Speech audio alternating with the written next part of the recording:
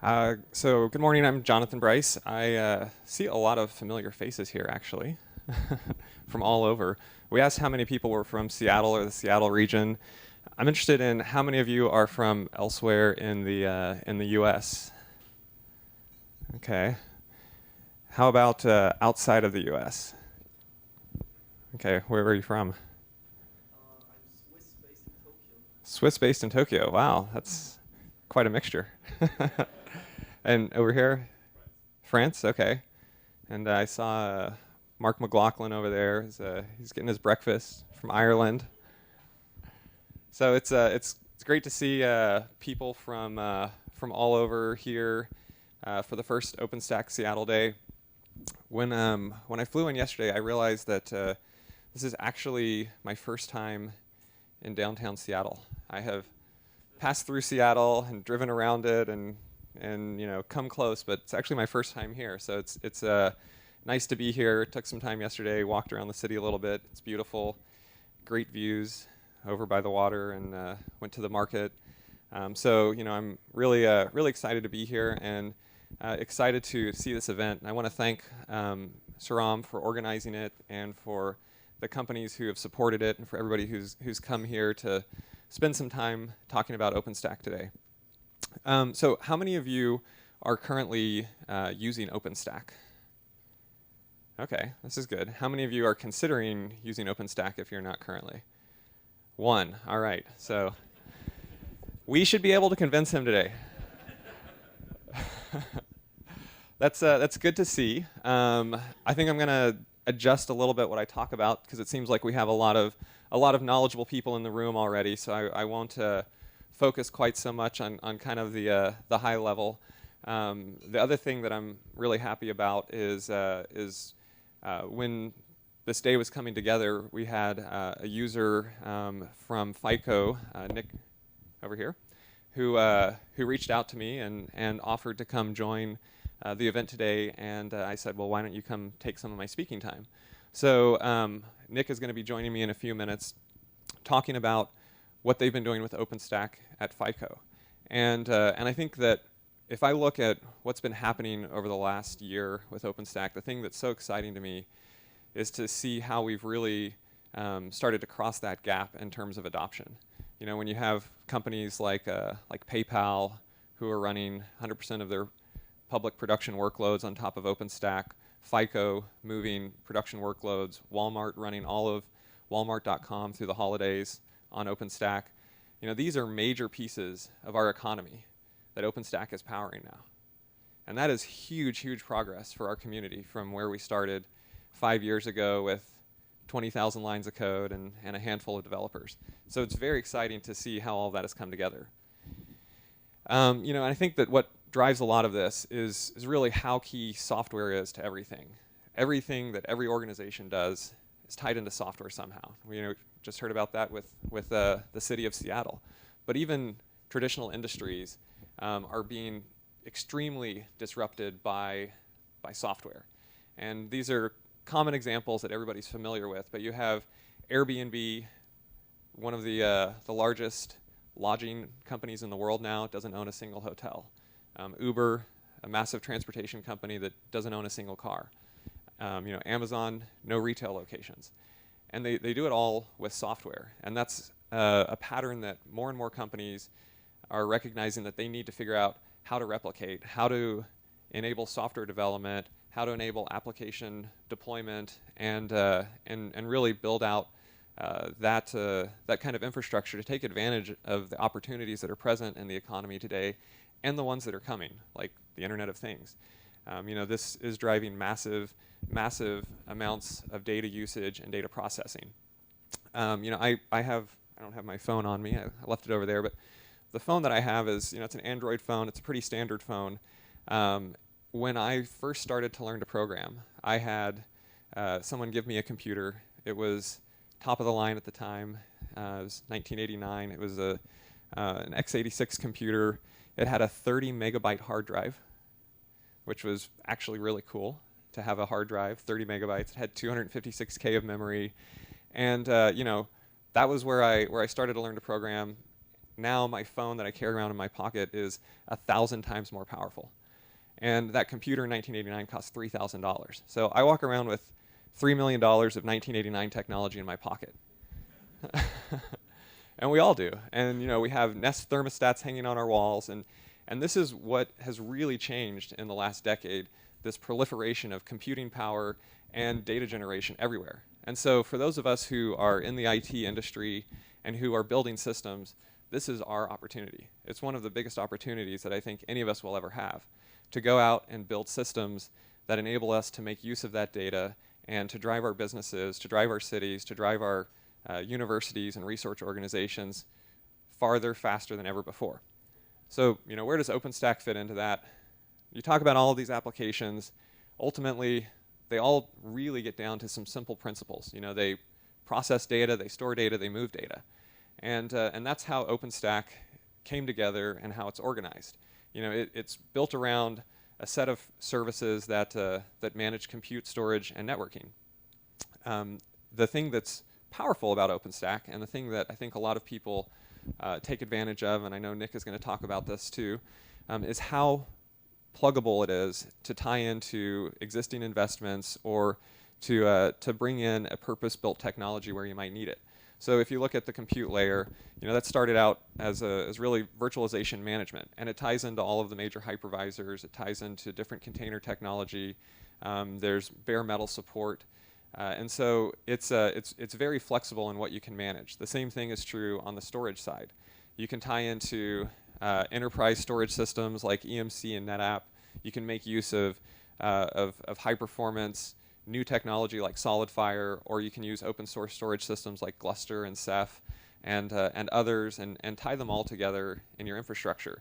Networking, the same concept. Networking, for those of you, since we have a lot of OpenStack users in the room, this was an area that we definitely had a lot of progress to make over the last couple of years with our networking stack. Just came from an operators meetup in Palo Alto that was taking place on Tuesday and yesterday. And if you go back to the first meetup that we had, which happened in March of 2014, networking was a huge issue for everyone in the room. And Nova Network, Neutron, what do you use, what works, what doesn't? It was really cool to see the progress that's been made in the last year as the operator community has worked really hard to drive specific requirements into the development process and get those updates made.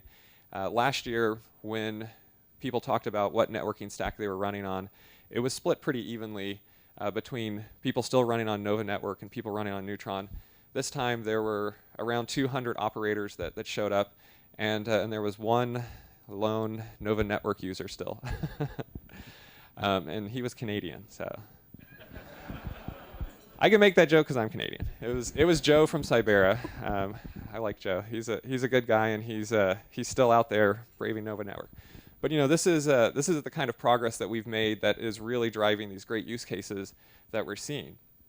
And ultimately, it all points to how OpenStack is becoming a really powerful engine for integrating technology.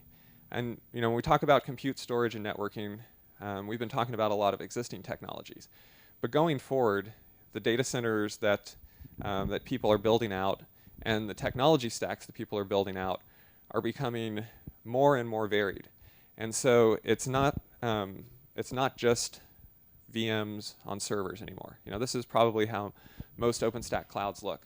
But now people have a workload that they may want to squeeze that extra performance out of, or they may have a specific hardware component that they need to bring in. And so they want to be able to use bare metal. The ironic bare metal service is a service that had its first full release within the last year and has been getting some strong adoption. And it's really cool to see major users like Yahoo, who runs thousands of machines, taking advantage of the bare metal capabilities of OpenStack and bringing their knowledge of running mass-scale infrastructure into our community. The same thing with containers. Containers are extremely hot topic.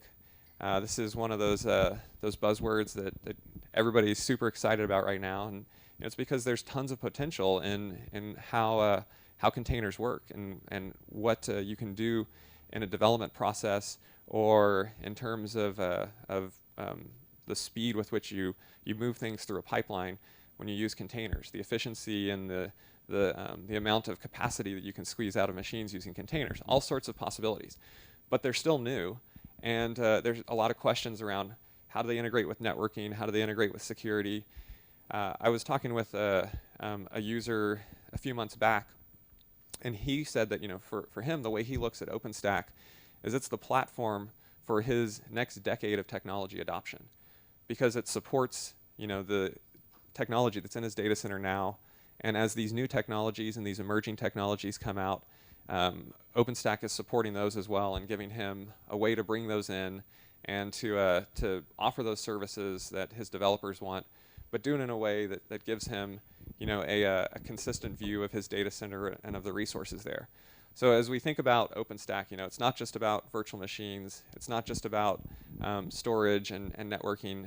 For me, it's really about this integration engine that enables organizations of all size to get the most out of the technology that they have and to prepare them to be able to adopt the technologies that are coming down the pipeline in a way that's most valuable for their organization. So that's a really cool place to be in for us as a community, and for our developers to be writing that code, and for all of you who are users, to be able to take advantage of that.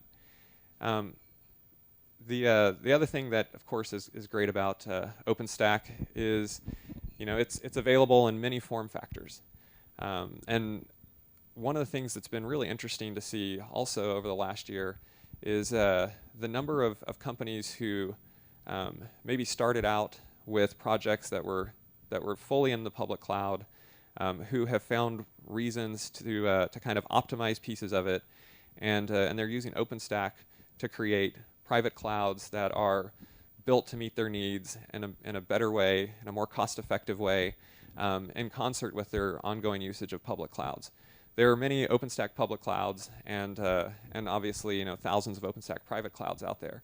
And the combination of being able to get that technology in different form factors, combining them together, is extremely powerful for our users. We do an event every 6 months. Most of you may be aware of this, but it's the OpenStack Summit. The last one was pretty close to here. It was in Vancouver in May. And the one before that, 6 months before that, was in Paris, France. One of our best speaking sessions there was someone named Wes Jossi, who works at a company called Tapjoy. And Tapjoy, they do mobile analytics and ads, and they have 500 million users daily who interact with their apps. If you play a game on your mobile device and you see an ad, you're probably using Tapjoy, and that could make you really like Wes or not like Wes, I guess, depending on how well those ads work. But the thing that was really interesting is, for them, it's a huge analytics problem that they're solving, and they have to do it quickly and efficiently. And so they have basically very large data science workloads. They were running all of those in public clouds, and as their business has grown and they're heading towards $1 billion, they are getting pressure to turn that into a profitable $1 billion, not just to continue to burn money. And so they looked, and their biggest expenses were around their public cloud infrastructure. And they sat down and architected out private cloud infrastructure specifically for their data science workloads, and they were able to get 10x the capacity for the same price. So for their most important workload, being able to get 10x capacity was a massive changer for their business. And so those are great stories to hear as well. And when all of these are OpenStack powered across public clouds and private clouds, then I think that's what really creates this global footprint that we have access to make the most out of these new technologies that are available. So that's all I'm going to say for now. I'm going to go ahead and pass the mic and the rest of the time over to Nick Gerasimatos from FICO, who is going to talk about their use case and their progress on implementing OpenStack. So help me welcome Nick.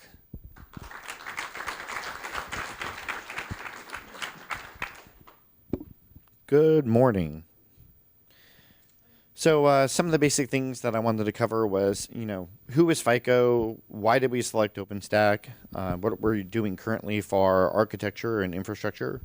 And then I was going to open it up a little bit for Q&A. So FICO was actually founded in 1956 by William Fair and Earl Isaac. So we have over 50 years of data and analytic experience.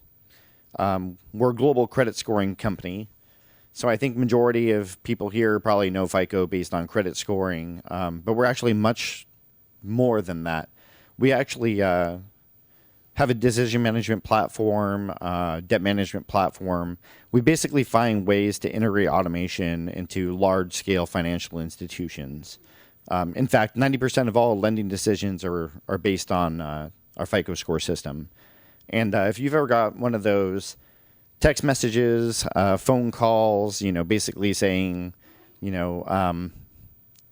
detected that you purchased $5,000 worth of stuff from Walmart in Tallahassee, Florida, and you're sitting in your bed in, Los Angeles. Most likely that came from us. We actually do protection on 2.5 billion credit cards globally currently. So as I mentioned, we do analytic software and tools for business, specifically centered around debt management, fraud, and security analysis. We do some customer engagements where companies or institutions will come to us and they'll ask us to develop analytics for them. And in general, we do big data analytics. So why did we select OpenStack? There's a plethora of different solutions out there that we could have gone with. We could have gone with a VMware-centric solution. We could have gone with CloudStack.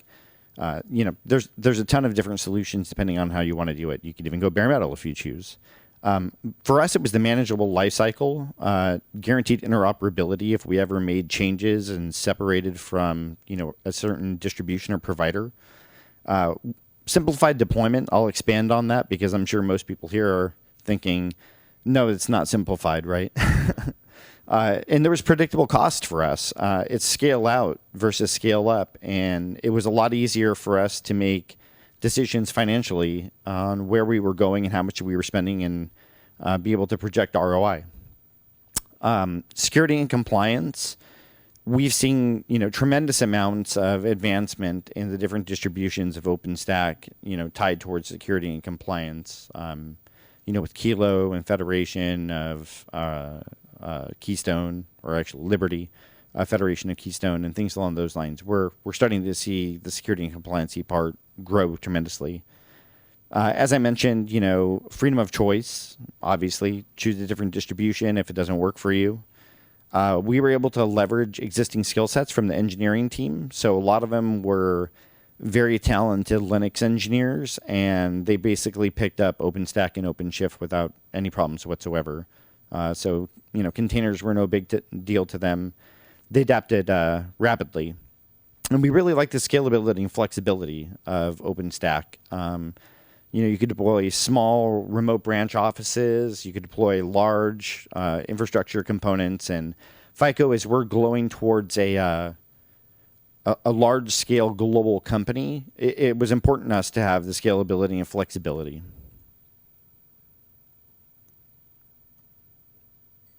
Whoops. How do you go back? Come on, Keynote. Work with me here. Left arrow says no. Okay. So here's an example of how our infrastructure is currently architected.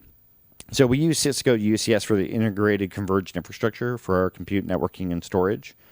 We looked at white box, and we decided in the end that the price difference between using Cisco UCS and having the scalability and integrating with things like UCS Central kind of made sense. We use Red Hat storage, Ceph specifically, and then Red Hat Enterprise Linux, and then Red Hat OpenStack platform. And then for containers, we're currently using OpenShift, and we're evaluating some of the use cases where Docker actually makes sense. So here's a general look at what our infrastructure hardware looks like, where we use Cisco UCS C240s. We use FEXs, 2232s for expansion. and then a set of Fabric interconnects, and then that all ties into UCS Manager for single pane of glass for managing that individual fault domain. But then we also tie a lot of this into UCS Central so that we could programmatically, either using Python or API-driven stuff, provision new. Oh, sure. Sorry about that. Over here, it shows that it was already going. So we wanted to tie all of that into UCS Central specifically so that, it was easier to set up new domains, right? We could deploy all the hardware. We could assign 3 IP addresses to the Fabric interconnects, immediately attach them to UCS Central, and we could literally push the entire configuration down, whether that's VLANs, policy-driven, RAID configurations, pretty much anything. So some of the differences in our typical architecture that we've seen for OpenStack is that we use HAProxy and Keep Alive D, and we integrate that with our F5s for load balancing between OpenStack APIs. Cisco C240s are what we're currently using for rack servers as a standard hardware. That's essentially our workhorse for the most part. And we actually do a converged model. So we actually run Ceph and KVM on the individual nodes. Instead of separating like most individual companies do. And we use C groups to do the separation on that. We implemented a tiered storage architecture. So Ceph is our general architecture when it comes to non-SLA driven workloads. And then for SLA driven workloads or high performance workloads or workloads that just really don't fit with Ceph, maybe high transaction per second or analytics based stuff, we put that on SolidFire as well. Recently, we also reviewed our OpenShift node sizing to be smaller and more distributed. When we first implemented OpenShift, we were using very, very large containers to the point where it almost made sense to just deploy them as instances. So we decided that we were going to shrink the containers and just move towards a scale-out methodology. We use Cloud Platforms currently for a single pane of glass for management, and that just incorporates not only with our OpenStack infrastructure, but also with our legacy VMware-centric infrastructure. So we wanted to have a single set of APIs that programmers could write to and not have to necessarily worry about where the infrastructure sits. So and that also includes AWS as well. So it kind of acts as a proxy or a translator for the most part. And then we recently started adopting Swift for object-based storage. Previously, we had a lot of legacy applications that were using NAS or NFS for shared distributed or for shared storage, on NetApp, and there was tiny files in most of this infrastructure. I'm talking like 1 megabyte or less, and some of them scale into tens of hundreds of thousands, if not millions. And as most people are aware, with containers, shared storage is kind of a problematic piece. So we decided that we were going to use object-based storage for a lot of that stuff. So here's a high-level overview of what our current architecture looks like. We have the OpenStack controller nodes sitting behind the F5 load balancer, and then we run Nova and Ceph on the converged nodes, and then we tie that all into SolidFire on the back end. So one question we get a lot from people is, why did we choose Ceph? Why not something else, right? There's a lot of different distributed storage systems that are out there. Quobyte, you could have gone with Gluster. We really looked at the fact that Ceph was extremely scalable. If you look at like companies like Yahoo, their Flickr, they're all running on Ceph. They moved away from their other previous architecture for scalability. We love the fact that it's open source. So one of the main things with FICO is that we don't just want to be a consumer. We don't just want to go out and buy a product, deploy it, and not have access to source code.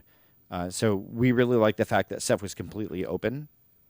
And obviously the fact that it's a software-defined storage, which we believe is, everything is heading in that direction, right? Software-defined storage, scalability, it just makes sense as opposed to buying large monolithic big storage arrays, and a lot of that stuff is very proprietary.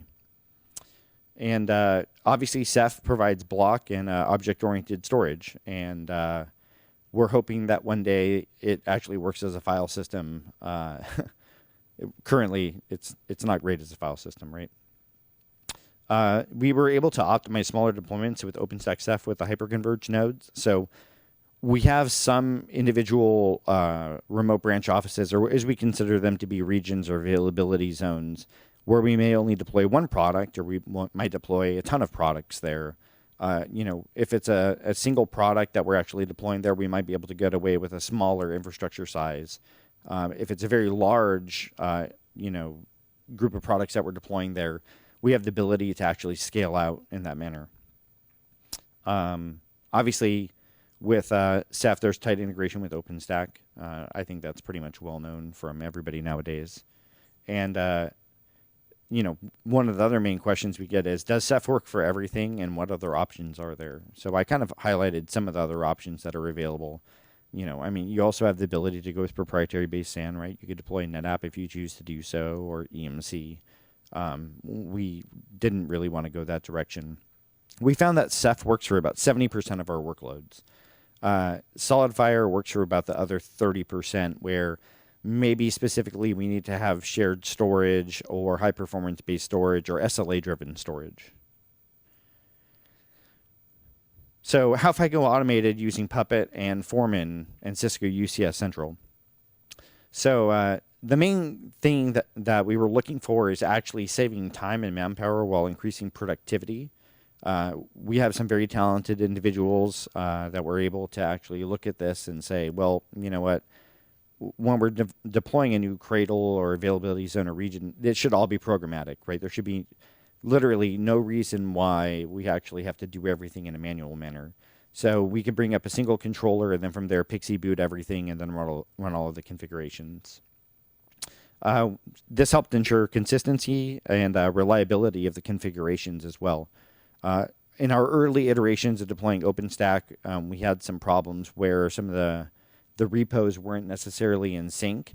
And so we started noticing that certain nodes were on different versions and, there was a lot of instability there, and we needed to actually start building stability into the infrastructure. Obviously, everything's source controlled from a configurations perspective. And we really like the fact that Foreman can deploy both bare metal as well as virtual infrastructure. Foreman host groups with parameters overrides preps at Cisco C240s and C220s. So as I mentioned, we have the ability to Pixie boot and then deploy the configuration. We sourced a lot of custom Puppet modules that we actually developed, and some of the other ones we actually sourced from SourceForge and then modified them and tweaked them. Our main Puppet engineers wrote some of the custom facts for tying everything in together. And this reduced build time from days or weeks to actually minutes. So I think right now we're around 33 minutes to deploy an entire OpenStack cluster. So what's next? What are we looking at? Where do we see the industry going? Where are we right now? We're integrating things with UCS Central for the automation. We still have some environments that were built without UCS Central, and as some people, I don't know if anybody here is UCS Central, but it's really difficult to take a brownfield environment and import it into UCS Central, right? UCS Central is kind of designed for greenfield environments. We're also looking at OpenStack Hilo automation. So right now we are running on Juno for the most part, and we're looking at the major changes for Kilo and how we could start doing the automation integration. Also, recently we moved from the Cisco UCS C240s and C220 M3 versions to the M4 versions. We explored at one point in time eliminating Ceph entirely and just using SolidFire for distributed storage. And as I mentioned earlier, the fact of the matter is, Ceph works for a lot of different workloads. It may not work for everything, but if you look at the cost for buying flash-based storage and things along those lines, even though you get some of the benefits of like inline dedupe and compression and replication, which Ceph inherently kind of struggles with from a long-distance replication perspective, it still satisfied, majority of our requirements. And obviously, it was a lot cheaper than buying, large hardware. as I had also mentioned earlier, we're trying to migrate from NFS and NAS to object-based storage. This has been a very difficult process for us. A lot of people who have the legacy architecture and applications, they don't really understand the change. For example, even if they deploy things in AWS, which we currently use, they don't want to use S3 for their base storage. So we're using stuff with RBD, and then we're also using SwiftStack. Recently, we implemented Satellite 6 for replacement for Spaceblock. There's a whole host of reasons why we did that, but supportability and making sure consistency of packages. We also recently started doing a proof of concept with Ceph SSDs, creating pools of solid-state drives and seeing how that performs. So we don't think it's necessarily ready for prime time, at least for us, but we're hoping to actually get there. And then one of the other major things that we're trying to develop and build, either building on an individual platform that we've purchased and tying into integration, or building net new, is custom monitoring of OpenStack services and the ability to adjust monitoring solutions. So we really would prefer, if it's possible, to actually have a single monitoring solution that's monitoring all of the infrastructure, whether that's the legacy stuff, which is EMC driven and VMware driven, and on Dell hardware, or the next generation stuff that we have, with OpenStack and things along those lines.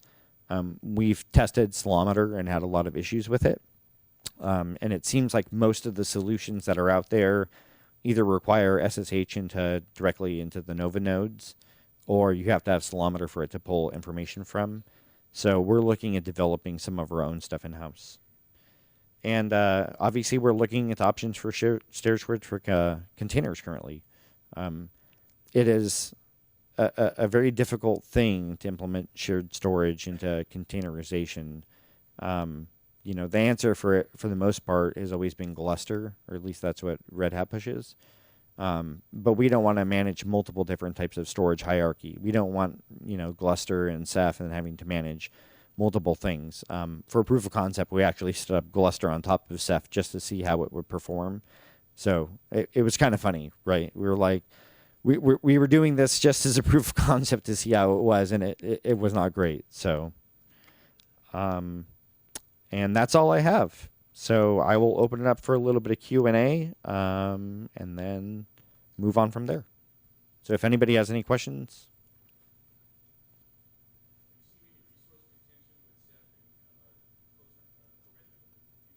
So initially we did, especially during rebuild times when we actually lost certain nodes. We would see sources of contention. That's why we started implementing C groups, so that we actually could assign priority of processes and things along those lines. It was really also difficult for us to find a distribution that would allow us to do converged nodes. Most distributions that we looked at, they were very against running that design. I think really one of the only other companies that pushes converged nodes is Piston, for the most part, and they're no longer Piston in a sense.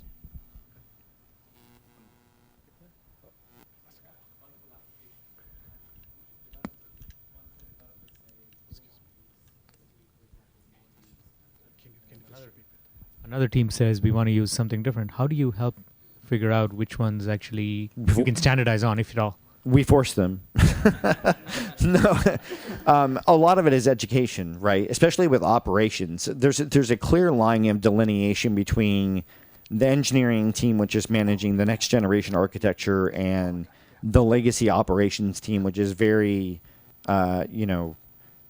vBlock, FlexPod centric, right? They're fully ingrained in VMware. They think it's the latest thing since sliced bread. It's been a challenge for us, and that works the same with application teams. So we have some application teams that are specifically rewriting all of their applications to run in containers. Then we have other applications that it would take so long to rewrite them that we're just letting them move with the standardized architecture, at least for now, while developers work on the back end of building the next generation type of applications. So we're kind of split, and we're trying to get everybody on the same page. for us, it's important to move them to object-oriented storage because we are looking at burstability into Amazon and other providers. And obviously, Swift is the answer, or S3 is the answer. It just takes a lot of convincing, right? Both from an engineering perspective and a DevOps perspective, but also management. Go ahead. Okay. Yeah, so I've got a two-part question. I apologise if you said this at the beginning and I missed it when I came in late. But how did you sell it to your business to go from very safe, no one's going to lose their jobs, Dell, EMC type environment to OpenStack? How did you sell that, and what was the support like as you went through that transition? So thankfully, our CIO and CTO were very supportive of us moving towards an OpenStack model. Okay. They like the ability to scale. They like the ability to decrease our CapEx. Okay. And some of our OpEx actually decreased as well. But CapEx is Yeah. specifically where we started saving the most amount of money. And then, building a lot of automation and participating. So, thankfully with them, we were able to really push with it. Yeah. And just related to that, and so from a support perspective, because obviously it's a major change for your engineering community as well. Drastic. VMware, everything's point and click pretty much, to something where you're going to have to use a lot more command line. Was it an internal support organisation, or was it outsourced, and was there a major shift? Did that take some time to get the engineers on board? Did you have to hire new? So I think we've been very lucky and very blessed that we actually have an awesome team for engineering. We actually had some individuals that came over that had already deployed OpenStack in its infancy. And then, we had some very strong Linux admins that really picked it up like it was no big deal. And we actually implemented OpenShift and containerization back in 2013 before it was cool. Now it's like the buzzword, right? Everybody's like, containers for everything. We try to bring over operations individuals into the next architecture, and we found that some of them just didn't want to change. They didn't want to learn. They were stuck in their ways. For example, our storage admins, software-defined storage was terrifying to them. SolidFire was terrifying to them. And there was a clear delineation. It wasn't that we didn't try and provide them training. They just were resistant to the change. So what we ended up doing is really developing a bridge team that kind of works between engineering and operations and has the ability to manage either of those infrastructures because they're very talented. So that's pretty much it. Oh, we're running late on time. We can take one more question if anybody has.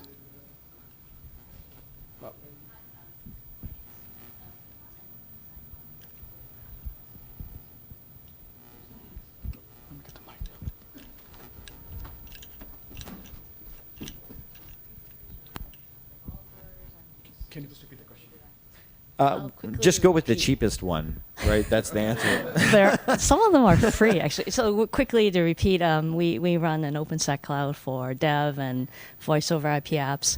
And so my question was, when you choose a OpenStack distro, what were your decisions? Did you favor the dev or did you favor the operators? So choosing the distributions that we did a very large proof of concept on a lot of different distributions. What made sense for us is we were already ingrained with OpenShift before we had even started looking at OpenStack, and we have a very strong relationship with Red Hat. So even though we were looking at some stuff that was maybe a little bit cheaper than Red Hat, the supportability and the fact that, when we talk to customers and we could tell them that we're running a Red Hat open infrastructure, they feel a little bit more secure when it comes to that. So it's kind of like a marketing PR thing as well. But really, we just wanted to leverage our relationship. So thank you. Thank you.